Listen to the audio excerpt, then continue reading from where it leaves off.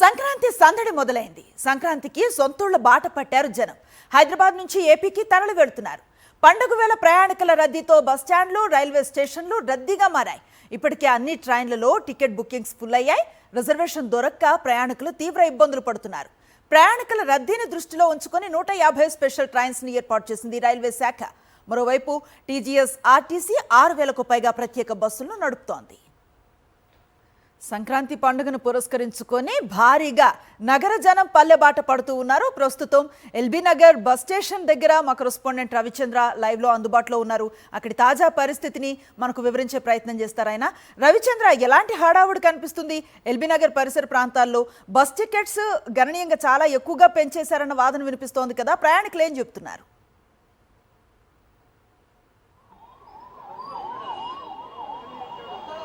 అనుశ్రీ, హైదరాబాద్ నుంచి చాలా మంది పల్లెబాట పట్టారు. ఇటు తెలంగాణ కావచ్చు, అటు ఆంధ్రప్రదేశ్ కావచ్చు, వివిధ జిల్లాలకు పల్లెలకు వెళ్ళేట వాళ్ళందరూ వెళ్ళిపోతున్నారు. అయితే రేపు శనివారం, ఎల్లుండి ఆదివారం కావడంతో కూడా బాగా చాలా మంది వెళ్ళిపోతున్నారు. అయితే సంక్రాంతి పండుగ వచ్చిందంటే తెలుగు రాష్ట్రాల్లో చాలా పెద్దగా జరుగుతుంది సంక్రాంతి పండుగ. అయితే గ్రామీణ ప్రాంతాల్లో సంక్రాంతి పండుగ చేసుకుంటేందుకు ఎక్కువగా వెళ్తుంటారు. ఇప్పుడు మనం ఎల్బీ నగర్ లో ఉన్నాం. ఇవి చూడొచ్చు, ఆర్టీసీ బస్సులతో పాటు ప్రైవేట్ ట్రావెల్స్ కూడా చాలా ఫేర్స్ పెంచాయి, నిలువు దోపిడీ చేస్తున్నాయని చెప్పుకోవచ్చు.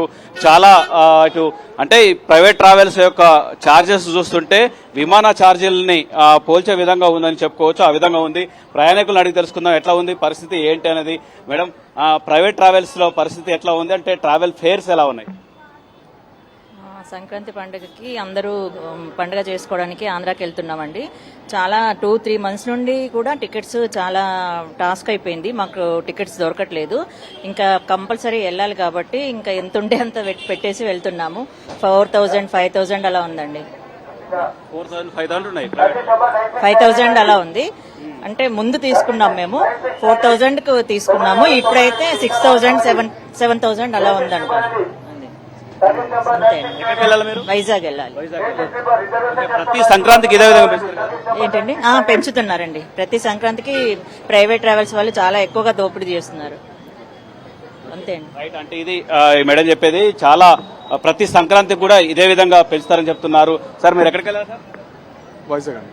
ఎట్లా ఉన్నాయంటే ప్రైవేట్ ట్రావెల్స్ యొక్క ఛార్జెస్ ఎట్లా ఉన్నాయి? చార్జెస్ ఈసారి చాలా ఎక్కువ పెంచారండి. 3000 నుంచి 5000 వరకు ఉంది. బాగా పెంచేస్తారు. కొన్ని బస్సులు అయితే 7000 వరకు ఉంటున్నాయి. ప్రతి సంక్రాంతికి ఇట్లానే పెంచుతారు. రైట్, అంటే ఇది చెప్పేది. ప్రతి ప్రయాణికులు కూడా అదే చెప్పేది, బాగా పెంచేస్తున్నారు.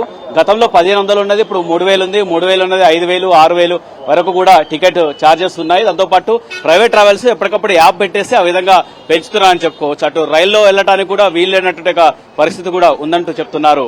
అనుశ్రీ, రవిచంద్ర, ప్రత్యామ్నాయాలు బాగానే ఏర్పాటు చేశామని ప్రభుత్వాలు చెప్తున్నా ట్రావెల్స్ మాత్రం విపరీతంగా దోచేస్తున్న పరిస్థితే కనిపిస్తోంది.